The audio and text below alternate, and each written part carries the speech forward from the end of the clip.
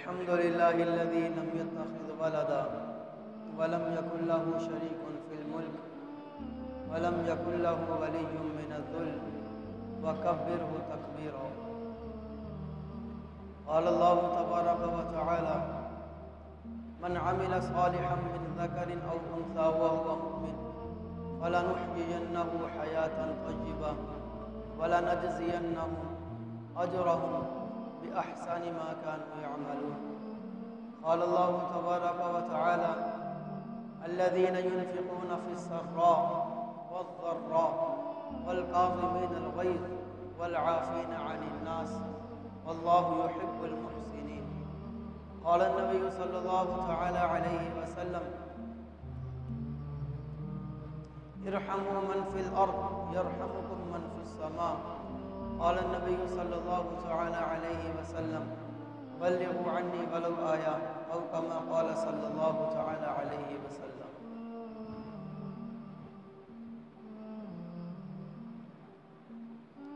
میرے بھائیوں اور دوستوں،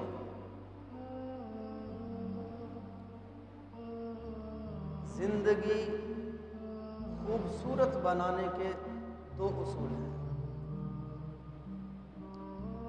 زندگی خوبصورت بنانے کے دو طریقے، دو کام ہیں کہ جو آدمی دو کام کرتا جائے گا اللہ اس کی زندگی خوبصورت کرتا چلا جائے گا. کہ جو مرد ہو یا عورت، امیر ہو یا غریب، پاکستان میں رہنے والا ہو یا کسی بھی ملک میں رہنے والا ہو، جو انسان دو کام کرے گا اللہ اس کی زندگی خوبصورت کرتا چلا جائے گا. پہلا کام جو زندگی کو خوبصورت بناتا ہے، پہلا کام وہ کیا ہے کہ لوگوں کو معاف کرتے ہوئے زندگی گزارنا. بدلہ لینے میں مزہ نہیں آتا، معاف کرنے میں مزہ آتا ہے. بدلہ لینے میں وہ مزہ نہیں ہے جو معاف کرنے میں مزہ آتا ہے. کہ لوگوں کو معاف کریں، رشتہ داروں کو معاف کریں. کل ایک آدمی مجھے کہنے لگا: قاری صاحب یہ عید کے دنوں میں کرنے والے کام کون سے ہیں؟ عید کے دنوں میں کیا کرنا چاہیے؟ کہ عید کا دن ہے، اللہ نے خوشی کا دن دیا، بہت بڑا دن دیا ہے، کیا کرنا چاہیے؟ میں نے کہا لوگوں کو معاف کرو، کہ جس سے لڑائی ہے اس کو معاف کر دو، کہ اس سے بڑا کام کوئی نہیں. کہ اپنی انا کو ختم کر دو، اپنے غصے کو پی جاؤ، اپنے دل کی نفرت کو ختم کر دو، اپنے دل کے اندر حسد کو، کینہ کو دبا لو. اس نے جو ظلم کیا، جو زیادتی کی، اس کو پی کے اس کے گھر جا کے صلح کر لو. اس سے بڑا عمل کوئی نہیں کہ یہ زندگی کو خوبصورت بناتا ہے. لڑائیوں سے، جھگڑوں سے زندگی تنگ ہوتی ہے اور معاف کرنے سے زندگی خوبصورت ہوتی چلی جاتی ہے. لڑنے والے کو کوئی بلا کے راضی نہیں ہوتا، نہ رشتہ دار بلاتے ہیں نہ محلے دار بلاتے ہیں. یہ رہتے ہے چھڑایا ہے، ہر وقت سڑتا ہی رہتا ہے، لڑتا ہی رہتا ہے، اس کے پاس کوئی جا کے بھی نہیں بیٹھتا. لیکن جو معاف کرتا ہو، جو پیار سے بات کرتا ہو، مسکرا کے بات کرتا ہو، ہر آدمی اس کے پاس جا کے بیٹھتا ہے، ہر انسان اس کے پاس جا کے بیٹھتا ہے.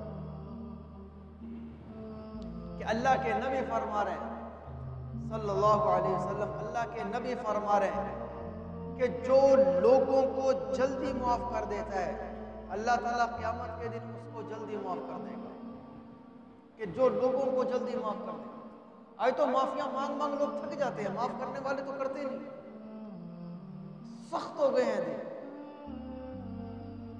معافی مانگنے پہ بھی لوگ معاف نہیں کرتے. اور اللہ کے نبی کیا فرما رہے ہیں کہ تم زمین والوں پہ رحم کرو. ارحموا من فی الارض، زمین والوں پہ رحم کرو. یرحمکم من فی السماء، آسمان والا تم پہ رحم کرے گا، آسمان والا تم پہ رحم کرے گا. دل سخت ہو گئے. ہمارے نبی کی زندگی کا مطالعہ کیا جائے، ہمارے نبی کی زندگی میں بدلہ بہت کم نظر آتا ہے اور معافی عام نظر آتا ہے. معافی عام نظر آتی ہے. اللہ کے نبی صحابہ معافی کے ڈھیر لگا کے چلتے تھے، جو ظلم بھی کرتا تھا اس کو بھی معاف کر دیتے تھے. صفوان رضی اللہ تعالی عنہ مسجد میں سو رہے تھے اور ان کے نیچے کمبل بچھا ہوا تھا، اس کمبل پہ سو رہے تھے. کمبل کی قیمت صرف 3 درہم تھی، کتابوں میں لکھا ہے کہ صرف 3 درہم تھی. سو رہے تھے، چور آیا، کمبل چورا کے لے کے جا رہے تھے. صحابہ نے دیکھ لیا، پکڑ کے اللہ کے نبی کے پاس لے گئے. یا رسول اللہ صلی اللہ علیہ وسلم، اس نے چوری کی ہے، کہ کمبل چوری کی ہے. اللہ کے نبی نے فرمایا اس کا ہاتھ کاٹ دو، اس کا ہاتھ کاٹ دو. اب وہ صفوان رضی اللہ تعالیٰ عنہ جو مسجد میں سو رہے ہیں، ان کو پتہ چلا، فوراً اللہ کے نبی کے پاس آ گئے. یا رسول اللہ صلی اللہ علیہ وسلم، آپ اس چور کا ہاتھ کاٹیں گے؟ اللہ کے نبی نے فرمایا کہ ہاں، اس نے چوری کی ہے، ہاتھ کاٹوں گا. اللہ کے نبی نے فرمایا یا رسول اللہ، آپ اس کا ہاتھ نہ کاٹیں، کہ میں نے اس کو معاف کر دیا، کہ میں نے اس کو معاف کر دیا. معافی بہت بڑا عمل ہے کہ زندگی کو خوبصورت بناتا ہے معاف کرنا، کہ اللہ کی مدد شامل حال ہوتی ہے معاف کرنے والے کو. کہ اللہ کے نبی فرما رہے ہیں، میں قسم کھا کے کہتا ہوں، میں قسم کھا کے کہتا ہوں، جو 3 کام کرے گا، اللہ کے نبی فرما رہے ہیں، میں قسم کھا کے کہتا ہوں، جو 3 کام کرے گا اللہ اس کو 3 انعام دے گا، اس کو 3 انعام دے گا. جو 3 کام کرے گا اس کے ساتھ 3 کام ہوں گے.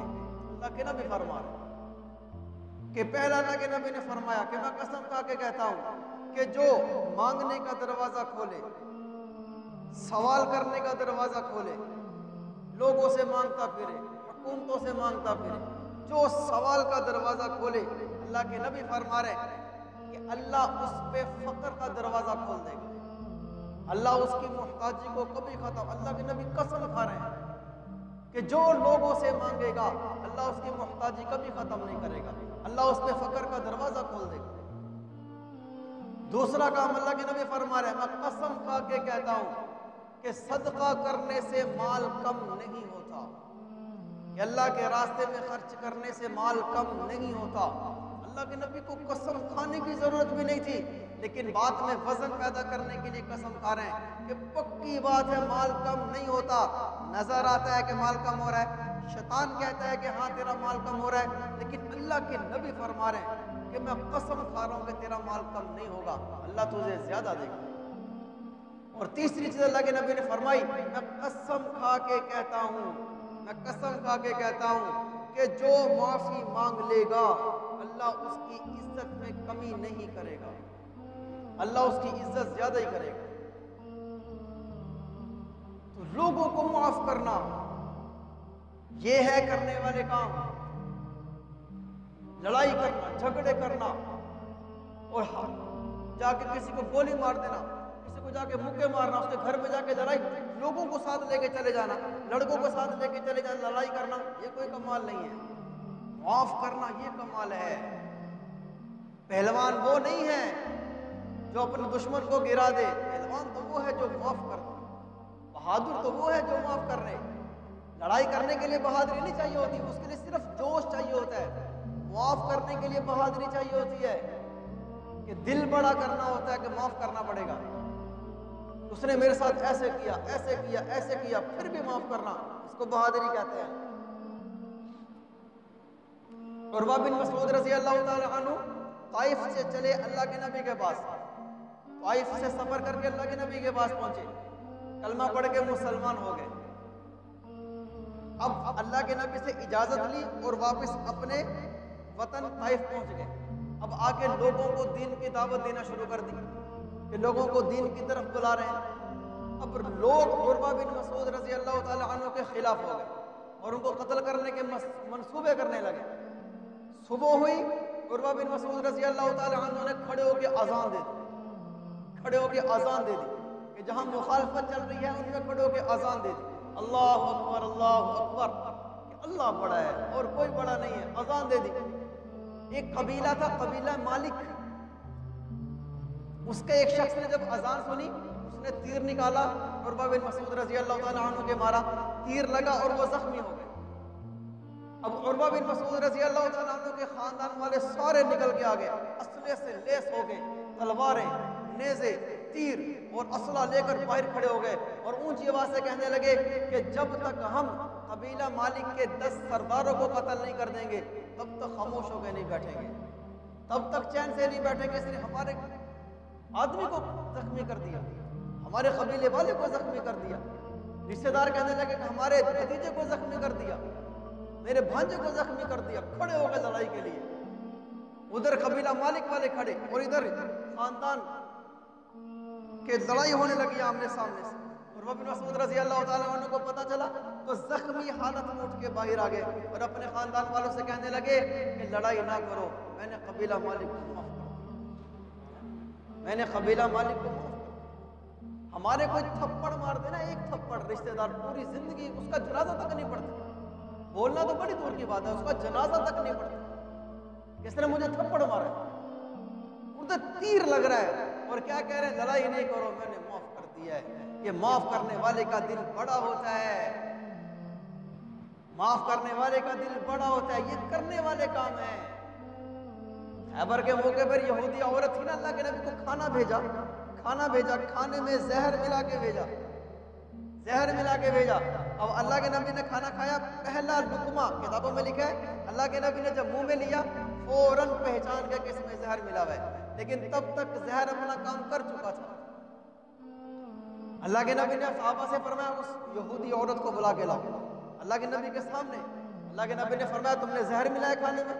کہنے لگی ہاں محمد صلی اللہ علیہ وسلم میں نے کھانے میں زہر ملایا تھا۔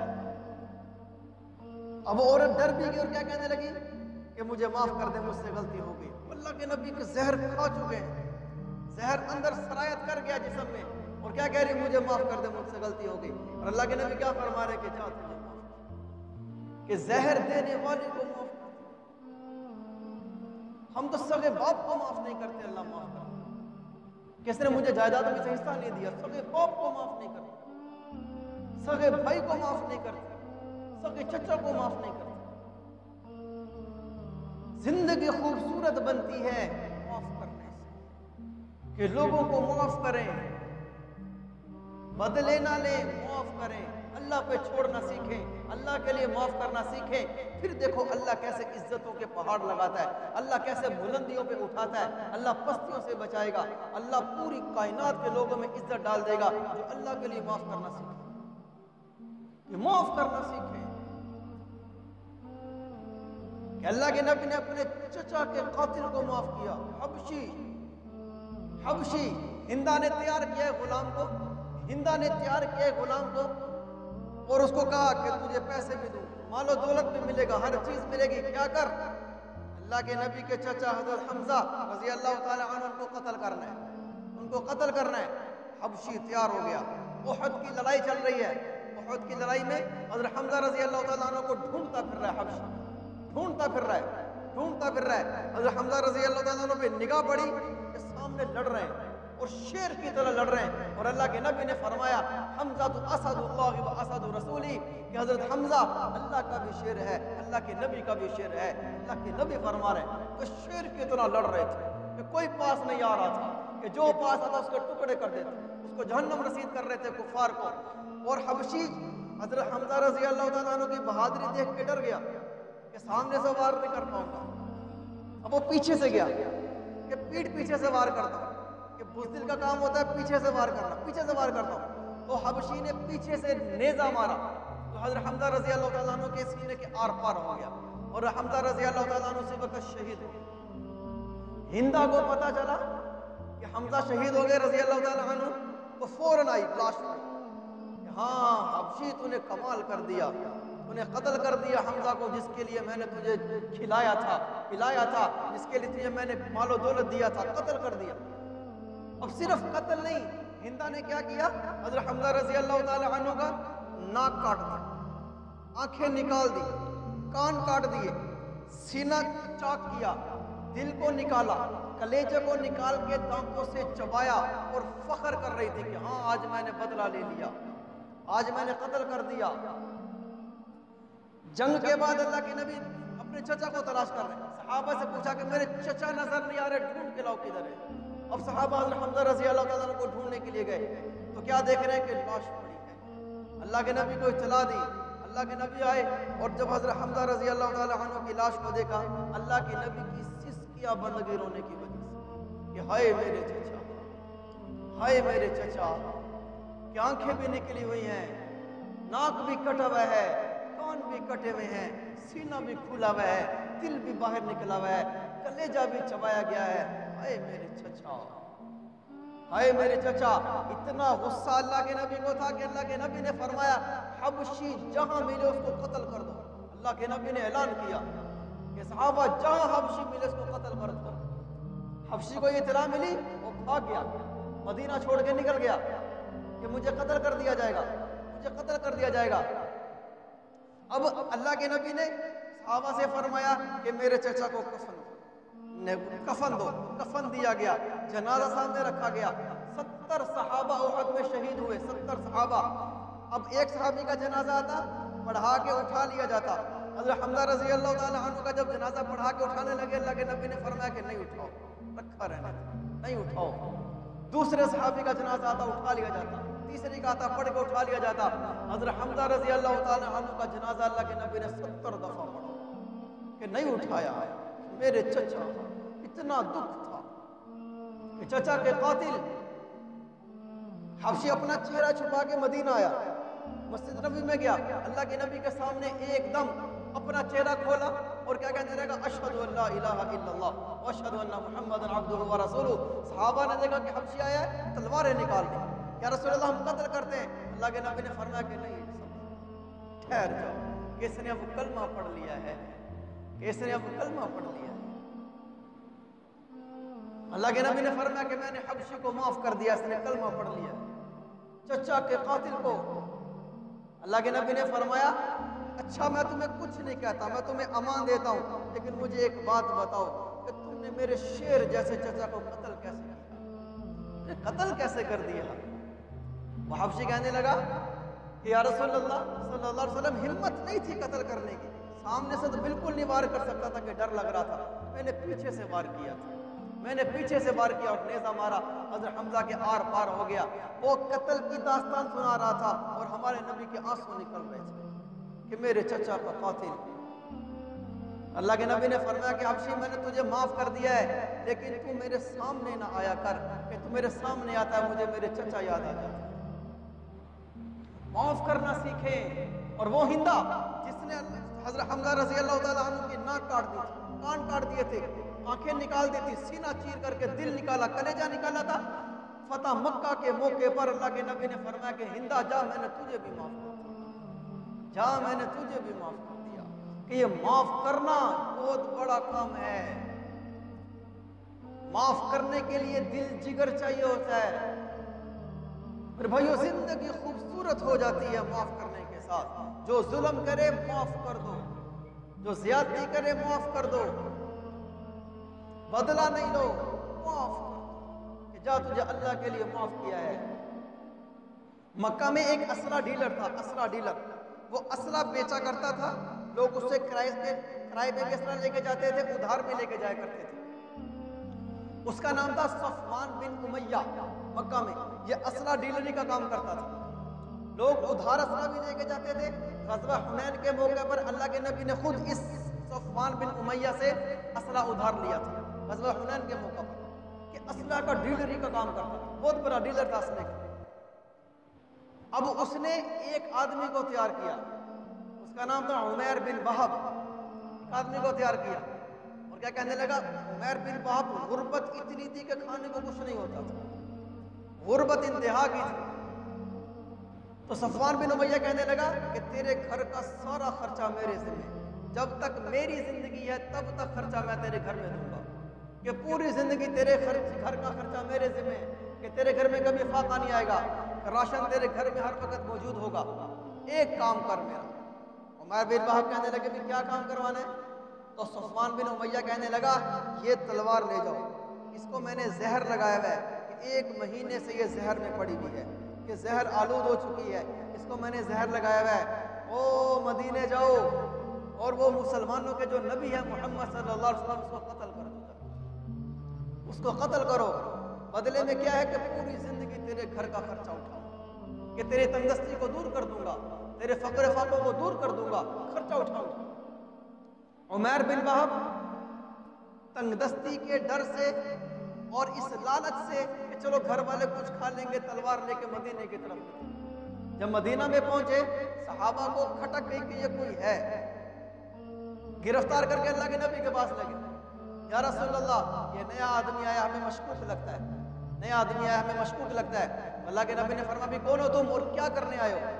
جب اللہ کے نبی کا خوف اور ڈر جب دیکھا، اللہ کے نبی کا دبدبا دیکھا، تو ساری بات سچ سچ بتا دی کہ محمد صلی اللہ علیہ وسلم میں خود نہیں آیا، مجھے صفوان بن امیہ نے بھیجا ہے، اور اس نے یہ تلوار دے کے بھیجا کہ آپ کو قتل کر دوں۔ میں صرف غربت کو مٹانے کے لیے اتنی دور آیا ہوں کہ میرے گھر کی غربت ختم ہو جائے، کہ میں غریب بہت ہوں کہ میرے پاس کھانے کو کچھ نہیں ہوتا۔ یا رسول اللہ محمد صلی اللہ علیہ وسلم میرا کوئی قصور نہیں ہے، آپ مجھے معاف کر دیں۔ اللہ کے نبی نے فرمایا کہ جا، میں نے تجھے معاف کر دیا۔ قتل کرنے آیا اللہ کے نبی کو، اور وہ صفوان بن امیہ جس نے بھیجا تھا فتح مکہ کے موقع میں، اللہ کے نبی نے فرمایا صفوان جا، میں نے تجھے بھی معاف کر دیا۔ کہ معاف کرنا یہ بہت بڑا عمل ہے، کہ زندگی خوبصورت ہو جاتی ہے معاف کرنے سے۔ بدلہ لینے سے زندگی خوبصورت نہیں ہوتی، معاف کرنے سے زندگی خوبصورت ہوتی ہے۔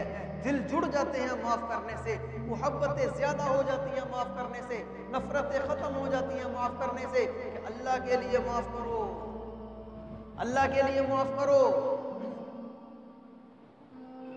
ایک واقعہ یاد ہے، بات ختم کرتا ہوں۔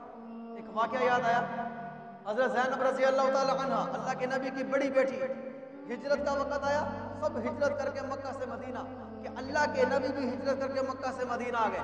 حضرت زینب رضی اللہ تعالی عنہ کی شادی ہوئی تھی ابو العاص رضی اللہ تعالی عنہ کے ساتھ، کہ بعد میں مسلمان ہو گئے تھے، ان کے ساتھ شادی ہوئی۔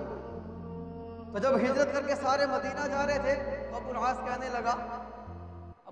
لگے حضرت زینب رضی اللہ تعالی عنہ سے کہ بھی آپ کو میں اختیار دیتا ہوں، یا تو آپ میرے ساتھ مکہ میں رہو یا ہجرت کر کے مدینہ اپنے باپ کے پاس چلے جاؤ۔ حضرت زینب رضی اللہ تعالی عنہ نے فرمایا کہ میں ہجرت کر کے مدینہ جانا چاہتی ہوں، کہ اپنے باپ کے پاس جانا چاہتی ہوں۔ ابو العاص رضی اللہ تعالی عنہ کہنے لگے ٹھیک ہے چلی جاؤ۔ زینب رضی اللہ تعالی عنہ نے اپنے بھائی سے کہا، کنانہ سے کہا کہ مجھے مدینہ پہنچا کے آؤ اپنے میرے باپ کے پاس۔ اب وہ لے کر چلے۔ ابو سفیان اللہ کے نبی کا جانی دشمن، ہر وقت منصوبہ کرتا ہوتا تھا کفار مکہ کے ساتھ مل کے کہ کیسے قتل کیا جائے، کیسے قتل کیا جائے۔ غزوہ خندق کے موقع پر کفار کی طرف سے لیڈر بن کے آیا تھا ابو سفیان کہ اللہ کے نبی کو قتل کرنا ہے، نعوذ باللہ۔ وہ ابو سفیان اس کو پتہ چلا، فوراً لشکر لے کر پیچھے لگا دیا۔ حضرت زینب رضی اللہ تعالی عنہ اس وقت حمل سے تھی، حاملہ تھی، کہ پیٹ میں بچہ پیدا ہو رہا تھا، بن رہا تھا، اللہ پاک حاملہ تھی، اور حمل میں ہی وہ سفر کر رہی تھی۔ ابو سفیان کو پتہ چلا، پیچھے چلا کہ نہیں جانے دینا، یہ کیسے جا سکتی ہے، یہ تو ہماری توہین ہے کہ کھلم کھلا چلی جائے۔ جب وہاں پہ پہنچے ان کو روک لیا گیا۔ اس لشکر میں ابو سفیان کے ایک آدمی تھا، حبار بن اسود۔ اس نے کیا کیا، حضرت زینب رضی اللہ تعالی عنہ کی اونٹنی پر وار کیا۔ وار کرنے کی وجہ سے اونٹنی بت کی، اچھلی، کہ اس کو زخم لگا ہے، وہ درد کی وجہ سے تڑپی، اچھلی، اور اس اچھلنے کی وجہ سے حضرت زینب رضی اللہ تعالی عنہ اونٹنی سے نیچے گری۔ نیچے پتھر تھا، پیٹ حضرت زینب کا پتھر پہ لگا، جس کی وجہ سے بچہ ضائع ہو گیا۔ اسی وقت بچہ ضائع ہو گیا، اور بچہ ضائع ہونے کی کیا تکلیف ہوتی ہے، ایک وہی عورت جانتی ہے جس کا بچہ ضائع ہوتا ہے، کہ تکلیف۔ اور مدینہ سے مکہ سے مدینہ کا سفر 15 دن کا، اب انہوں نے 15 دن کا سفر تکلیف میں کیا، کہ تکلیف میں اونٹنی پہ بیٹھ رہی ہیں، بیٹھا بھی نہیں جا رہا، پھر بھی سفر کر رہی ہیں، اس تکلیف میں سفر کیا۔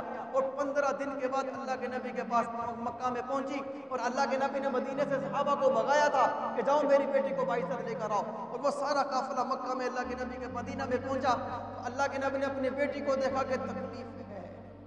کہ تکلیف سے رو رہی ہے، آنسوں میں نکل رہے، آہ بھی ہو رہی ہے۔ اللہ کے نبی نے گلے سے لگایا اپنی بیٹی کو، زینب رضی اللہ تعالیٰ عنہ کو اللہ کے نبی نے گلے سے لگایا، اور اللہ کے نبی نے فرمایا کہ جتنا دکھ اور تکلیف میری بیٹی کو دیے گئی ہے، کسی اور کو نہیں دی گئی۔ اللہ کے نبی فرما رہے کہ اتنا دکھ، اور اسی تکلیف میں کتابوں میں لکھا ہوا ہے حضرت زینب رضی اللہ تعالی عنہ کا انتقال بھی ہو گیا اسی تکلیف میں۔ لیکن وہ حبار بن اسود جس نے یہ قتل کیا، زینب کا قاتل، فتح مکہ کے موقع پر اللہ کے نبی نے فرمایا حبار مجھے یاد ہے کہ تو نے میری بیٹی کے ساتھ کیا کیا تھا، لیکن جا میں تجھے آج معاف کرتا ہوں۔ کہ معاف کرنا خوبصورت کام ہے میرے بھائیو۔ زندگی خوبصورت ہوتی ہے دو کاموں سے، دو کاموں سے زندگی خوبصورت ہوتی ہے۔ ایک ہے کہ لوگوں کو معاف کریں، کہ معاف کرنا زندگی کو خوبصورت بناتا ہے، اور بدلہ لینا زندگی کو تنگ کر دیتا ہے، کہ بدلہ لینے والے کے ساتھ گھاڑ چل رہے ہوتے ہیں، اس نے پیچھے ڈالے رکھے ہوئے ہوتے ہیں کہ میرے دشمن بہت زیادہ ہو گئے، کہ میرے بدلہ لینے والے بہت زیادہ ہو گئے، کس کو قتل کر دیا، کسی کو قتل کر دیا، بات بات پہ قتل کرنے والے، راتوں کو نیند نہیں آتی، اور معاف کرنے والے 2 روٹیاں کھا کے صبح فجر سے پہلے نہیں اٹھتے۔ کہ معاف کرنے میں دل کا سکون ہے، معاف کرنے میں عزت ہے، کہ اللہ کے نبی نے قسم فرمائی ہے کہ میں قسم کھا کے کہتا ہوں کہ معافی مانگنے والے کو اللہ پاک اس کی عزت میں کمی نہیں کرے گا۔ اور دوسرا کام جو زندگی کو خوبصورت بناتا ہے وہ اللہ کے راستے میں خرچ کرنا ہے، اللہ کے راستے میں خرچ کرنا ہے۔ ایک دکان کر لو، 2 دکانیں کر لو، 10 دکانیں کر لو، 10 دکانیں مل کر اتنا مال زیادہ نہیں کر سکتی جتنا مال اللہ کے راستے میں خرچ کرنا بڑھاتا ہے، کہ اللہ کے راستے میں خرچ کرنا مال کو بڑھاتا ہے، کہ اللہ کے نبی فرما رہے ہیں کہ صدقہ کرنے سے مال میں کمی نہیں ہوتی۔ اللہ کے نبی فرما رہے ہیں کہ خرچ کرنا، کہ خرچ کرنے سے اللہ زیادہ دیتا ہے، خرچ کرنے سے اللہ زیادہ دیتا ہے۔ معاف کرنے سے زندگی خوبصورت ہوگی، خرچ کرنے سے بھی زندگی خوبصورت ہوگی، کہ خرچ کرنے والے کے گھر میں کبھی تنگی نہیں آئے گی، کبھی فاقہ نہیں آئے گا، کبھی تنگ دستی نہیں آئے گی، کبھی اس کو حاجت نہیں ہوگی، وہ صرف اللہ سے لے گا اور لوگوں میں تقسیم کرے گا۔ کہ کھلانا اللہ کا کام ہے، خرچ کرنا اللہ کا کام ہے، کسی اور کا نہیں ہے۔ ایک سائل اللہ کے نبی کے پاس آ گئے، یا رسول اللہ مجھے کچھ دیں، مجھے کچھ دیں۔ اللہ کے نبی نے فرمایا اس وقت تو میرے پاس دینے کے لیے کچھ نہیں، ہاں ایک کام کرو، فلاں جگہ چلے جاؤ اور میرا نام لے کے جس چیز کی ضرورت ہو وہ لے لو، اس کا قرض میں ادا کروں گا۔ اللہ کے نبی فرما رہے ہیں ابھی نہیں ہے لیکن قرض میں ادا کروں گا، جاؤ تم اپنی ضرورت پوری کرو، کہ خرچ کرو۔ اللہ کے نبی فرما رہے ہیں۔ عمر رضی اللہ تعالیٰ عنہ پاس بیٹھے ہوئے تھے، فوراً بول اٹھے یا رسول اللہ صلی اللہ علیہ وسلم جس چیز کا اللہ نے آپ کو مکلف نہیں بنایا، جس چیز کی آپ میں طاقت نہیں ہے، آپ وہ کام کیوں کرتے ہیں؟ یہ بات سن کے اللہ کے نبی اچھی نہیں لگی، یہ بات اچھی نہیں لگی کہ عمر مجھے خرچ کرنے سے روک رہے، اچھی نہیں لگی۔ پاس ایک انصاری صحابی بیٹھے ہوئے تھے، انہوں نے عرض کی یا رسول اللہ صلی اللہ علیہ وسلم آپ خرچ کریں، آپ اللہ سے کمی کا ڈر نہ رکھیں، آپ خرچ کریں۔ اللہ کے نبی مسکرائے اور اللہ کے نبی نے فرمایا کہ ہاں مجھے اللہ نے اسی بات کا حکم دیا ہے کہ خرچ کرو، کمی سے نہ گھبراؤ، خرچ کرو کمی سے نہ گھبراؤ۔ خرچ کرنے والے کو اللہ زیادہ دیتا ہے، خرچ کرنے والے کو اللہ زیادہ دیتا ہے۔ اس لیے میرے بھائی یہ 2 کام ہیں جو زندگی کو خوبصورت بناتے ہیں، جو زندگی کو پریشانیوں سے نکالتے ہیں، کہ اللہ کے راستے میں خرچ کرنا، صدقہ کرنا۔ اللہ کے نبی فرما رہے ہیں، اللہ کے نبی فرما رہے ہیں کہ صدقہ کرنے میں جلدی کیا کرو۔ کیوں؟